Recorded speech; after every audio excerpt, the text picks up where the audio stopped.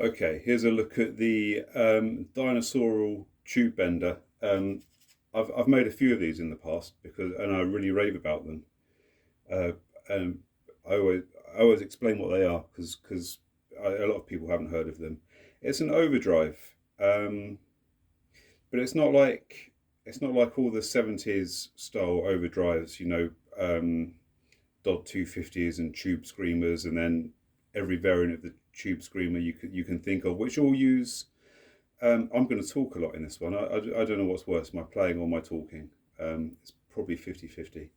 Um, it doesn't use op amps and clipping diodes. It's all transistor. It's just transistors in here. And if you were just to see the circuit, you'd look at it and think, oh, that's probably a fuzz. Um, but it's not. It's a really nice sounding overdrive. I have one on my band board.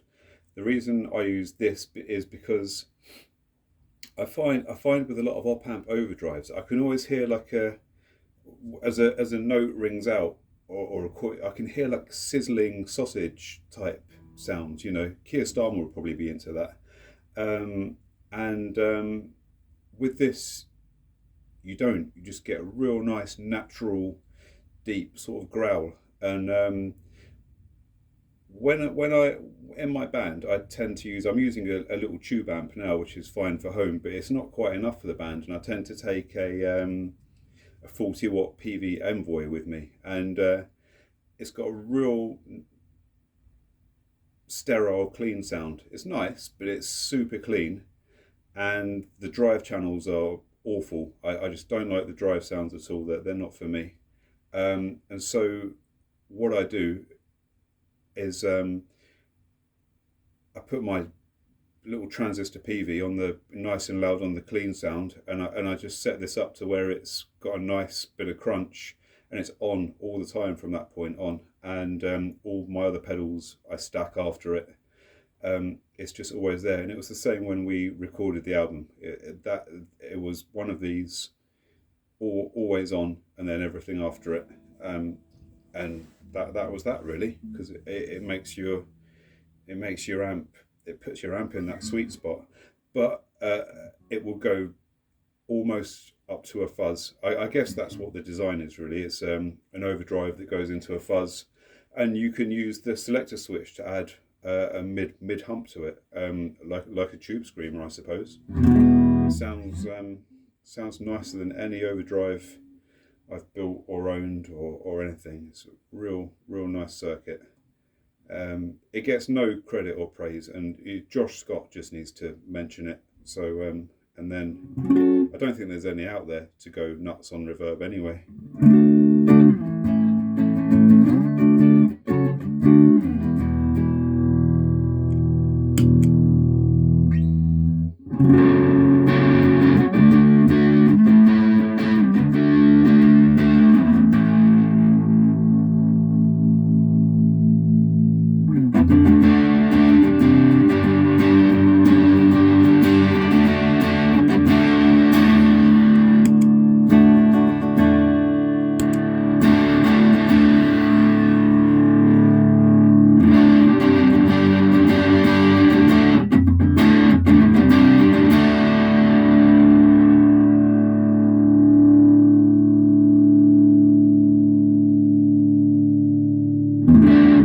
So I can't remember what's what on the EQ switch. Hang on. That's fat in the middle.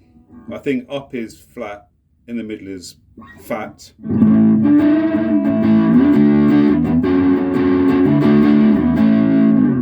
think that's what I would typically be using back when I was recording, but I was using sort of P90s and single coils, so it's quite big with the humbuckers.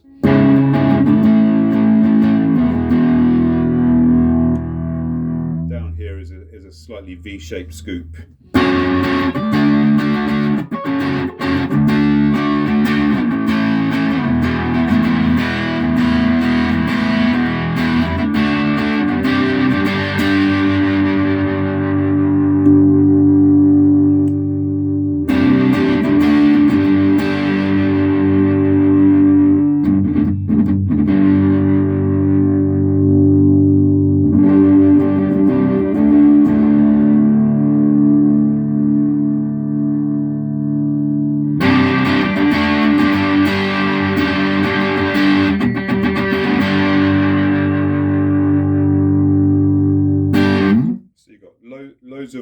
on the level, lots of tone shaping options, a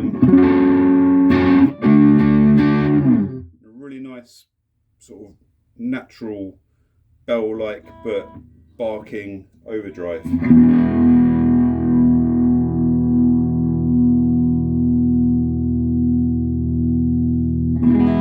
It's quite sort of harmonically rich but growly. And no sizzling sausages.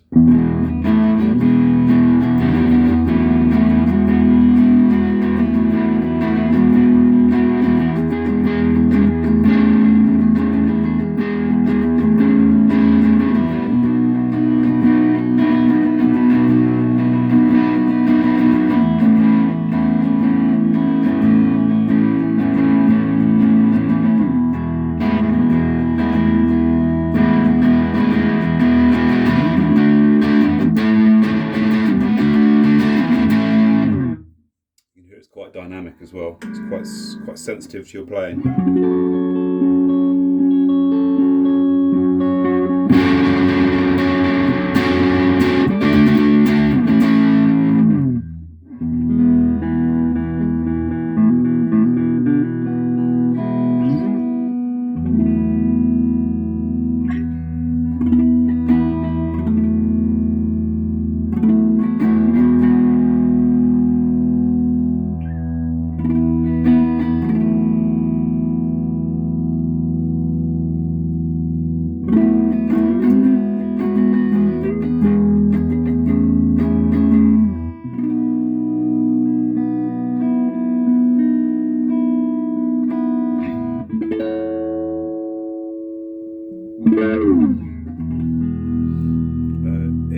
It's got a surprisingly large amount of gain for something that you can use as a relatively clean overdrive. I mean, that drive is so far down, but it's just making the amp sound so sweet.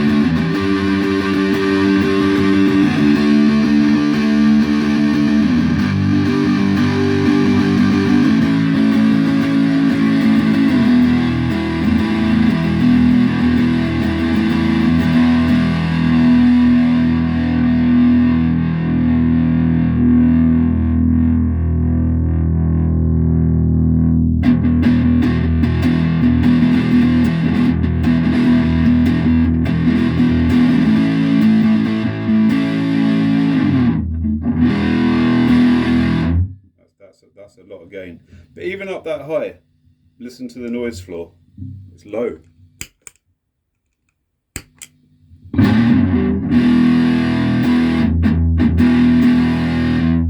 It's almost fuzz-like, not quite up there, but it doesn't feel like a fuzz under your fingers.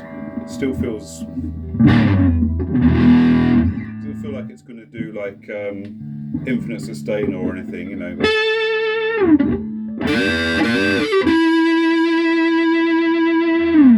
It's a nice sound.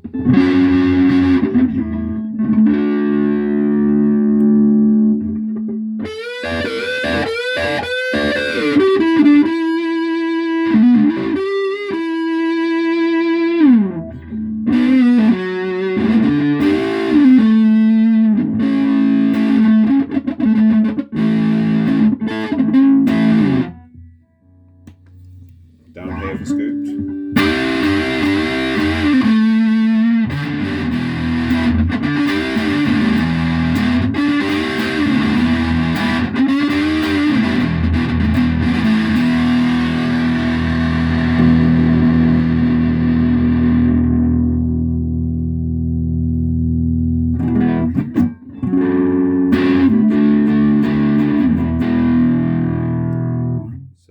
It's got all that. It's got a lot of tricks, but you know, my favourite way to use it is my transistor amp. sounding too clean with its horrible distortion channels.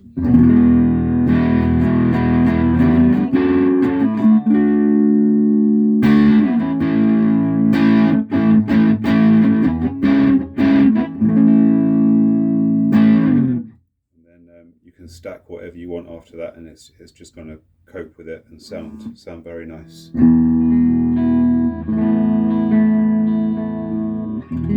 Do you know what? I'm going to go and find something. Wait there. As if by magic, a big muff has appeared. You can't see the light anymore. That's on still, the tube bender.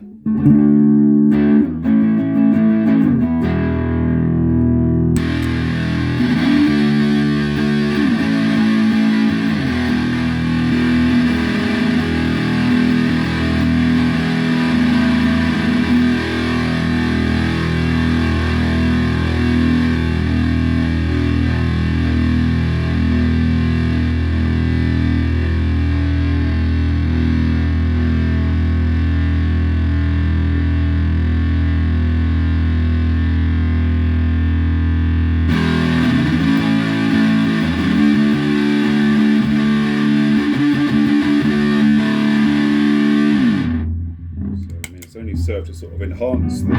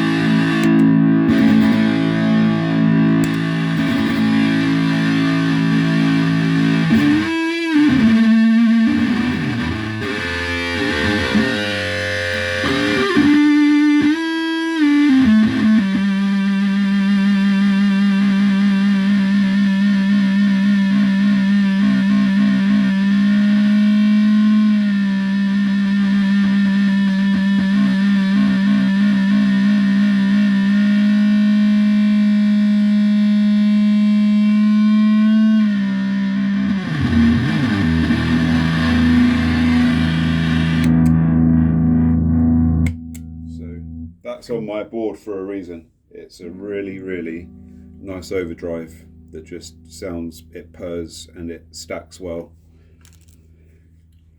And no one knows what they are. It's crazy. Thank you for looking.